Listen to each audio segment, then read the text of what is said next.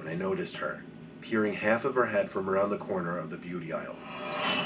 Ooh! She had to be kneeling down. Oh my god! The shelf in that aisle is lower than...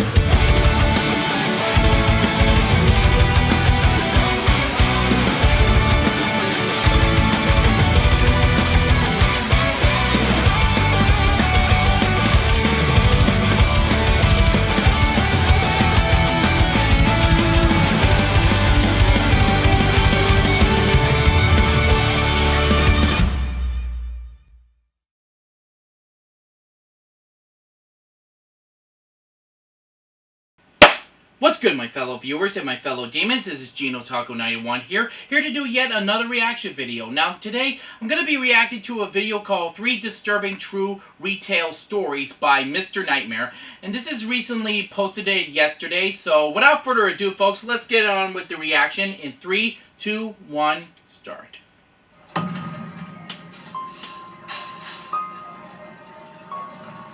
3 stories. Number 1. I work at a CVS open 24 hours a day.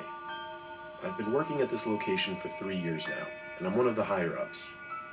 I agreed to take on the overnight shifts because I believe it helps my chances of getting another promotion, and I like to be on my boss's good side.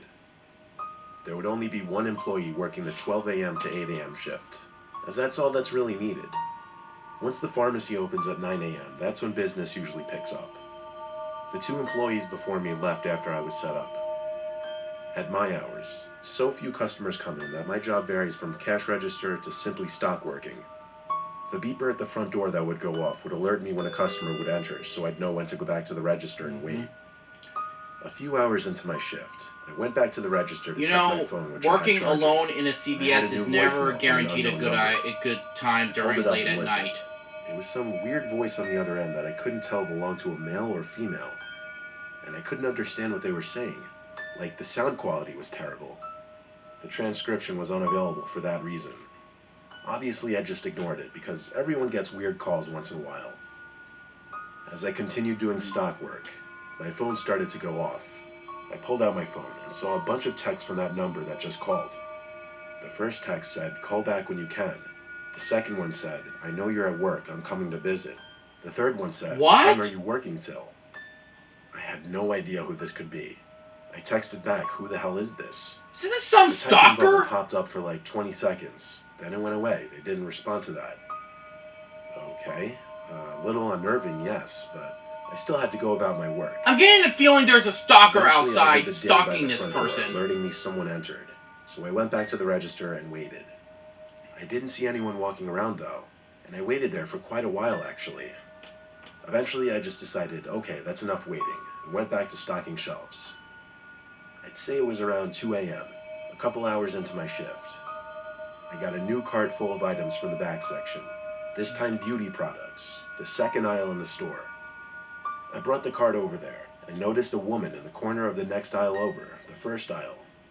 I stepped into that aisle and looked down, asking if she needed any help. She was looking down at one of the products in the corner. She didn't acknowledge me. Didn't know if she heard me or not, and I just felt awkward, so I left her alone. I walked back to the register just to wait there for her to finish up, and then I started getting more texts from that number. I was basically getting spammed with random messages that made no sense, except one that said, "I'm here." So I said screw it, and I called the number. I heard a ringing sound coming from inside the store, and my heart started beating twice as fast. I felt a heavy feeling. It must be that woman. I canceled the call. Oh my god. And the ringing stopped. Oh boy. I brought myself to walk over to that last aisle again, where the ringing was coming from. That woman was still there in that corner. I yelled, "Joke's over, I'm calling the cops, whoever you are." I almost knew it had to be some girl I knew playing a prank on me. I went back around the counter because for some reason I felt safer there. I really didn't want to call the police though. Instead I called my best friend, who picked up on the first try.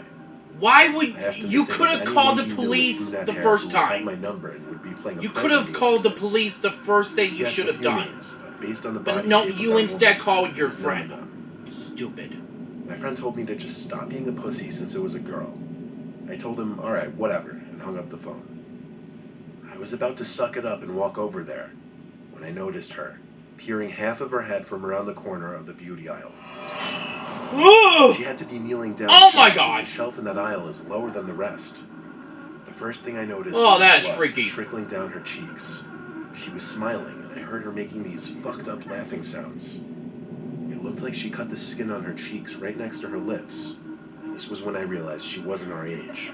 She looked like she was anywhere from 30 to 40. I took one step closer, and I recognized her. It was this lady with serious mental issues who had DM'd me with a fake account before. And as far as I knew, she was dangerous and was supposed to be in some psychiatric center. She No must have gotten kidding. my number through my Instagram, which I have set as a public figure profile, which includes my phone number. Seeing half her bloodied face peering at me, smiling, made me want to yak.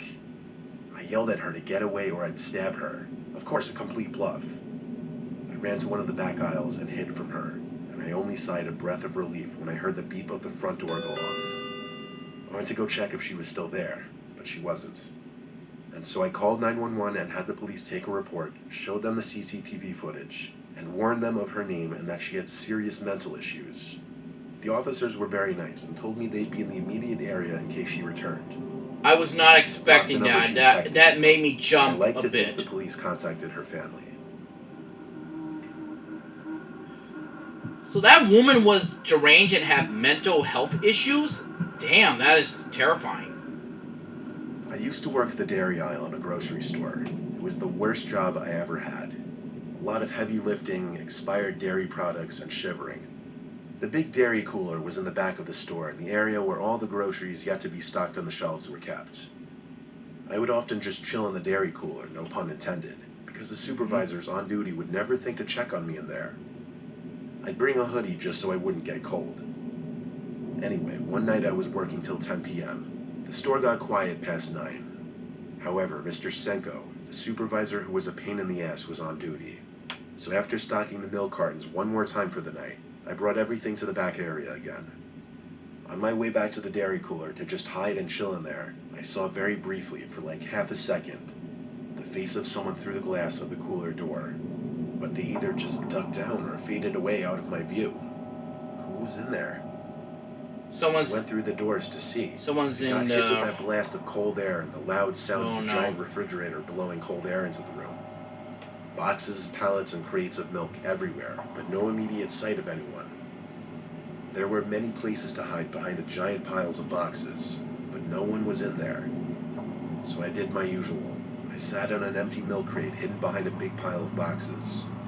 Then suddenly the lights in the cooler turned off, and it went almost like dark. No. Besides the light from outside the cooler coming in through the glass. Not another jump scare, please. I had a mini freak out because I thought Mr. Senko knew I was in here and was basically signaling for me to come out. I stood up and came out from around the boxes, and then I froze. Something was blocking partial view of the two cooler doors. There was a silhouette of a really tall person right in front of me. It couldn't be Mr. Senko. He was kind of short. The figure right in front of me had to be a foot taller than me. Suddenly, the light flickered back on, and the figure I thought I saw right in front of me was no longer there. What? I nervously walked around where I thought I saw something standing. I even waved my hand through the air in that spot. I somehow felt like I wasn't alone in there. So I burst through the doors and shut the dairy cooler light. Was there a shadow demon or something? Out the light off, but that figure I saw in there just a moment ago was still gone. I threw my apron off and clocked out early. I didn't care if Mr. Senko would be mad. I just needed to get out of there. Yeah, that like, was the one paranormal get the fuck out of there. That was weird. Like, what, was there a shadow demon in that freezer or something? I do overnight stock shifts for various local Lowe's home improvement stores. All I do is work whichever specific location needs me for the night, usually dependent on which location is having the most business. My job is to unload trucks, operate forklifts in the back section and throughout the store, and do night stock work. The trucker on duty that night was Paul, the only other guy with me that night. Once we successfully unloaded the truck, he helped me sort them in the back before going off to do another pickup with the truck. So I was left alone to continue work as normal, nothing I wasn't used to. I'd scan the new shipments to take inventory, then I'd bring the items out to the floor and stock shelves with the new items. That's exactly what I was doing. going back and forth from the back warehouse section to the main floor, stocking shelves, sometimes using the forklift. I was scanning items with the inventory gun towards the back section of the warehouse when a loud crash scared the living shit out of me, to the point that I jumped and turned around midair. That was loud. It was a big box that had fallen off a large pile of pallets full of unopened packages. The box's contents didn't spill out. The box was still intact. So I went to get the forklift to lift the packages back up onto the pallet. It was at this point I smelled a funky odor, but it wasn't the most uncommon thing ever in the warehouse. So I continued my work. At some point later that night, I turned the corner into the paint aisle and saw someone walking all the way down at the other side. They were dressed in dark clothes. What? No one else was supposed to be in the store, and they weren't wearing work clothes. So I shouted, "Hey." They turned around, and when they saw me, they took off running down an intersecting aisle. Naturally, I yelled again and started chasing after him. Of course, when I got to the intersecting aisle, he was nowhere to be seen. He could have been in any aisle by then. Still, I did one quick It's shot never down a the good middle idea when you have to chase after someone you don't know and looks mysterious and suspicious, and especially wearing all black. I was at a loss for come who on. that could be. I had to assume it was an intruder. I returned to the warehouse, and as I walked through the doors, I heard another crash from the back section of the warehouse. I ran in that direction and discovered something had fallen from the same pile of pallets and boxes. That was it. I had to run and grab a ladder to go climb up the stack of boxes. When I got to the top, I realized there was a perimeter, or wall rather, of packages and boxes surrounding one big hole. In this hole, there was a homeless-looking man dressed in all black, the same man I had just seen. This was where the odor from earlier was coming from. A homeless guy is back at him, in a Lowe's? Hiding in Lowe's? He got up and seemed as though he were coming to lunge at me. I quickly stepped down the ladder low enough to where I could jump off. Then I ran down the aisle of the warehouse and stopped. I got on the phone with the police, and a couple officers showed up 15 minutes later. Of course, the little secret home that man had made between boxes was empty now. He evacuated with all this stuff. Camera footage later revealed that man had been staying in that little secret spot he created for a whole week. No one really checks the camera footage unless there's a reason. He's been hiding at Lowe's for weeks? Away with it unnoticed for so long.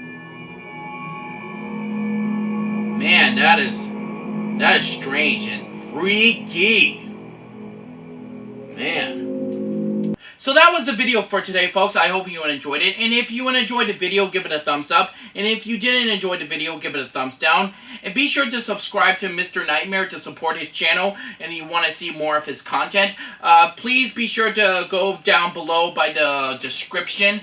The link shall be there. And also, if you have any suggestions of what I should react to next, leave a comment down below. And be sure to subscribe and hit the notification bell to be notified for more future videos. And until then, folks, stay tuned. So why you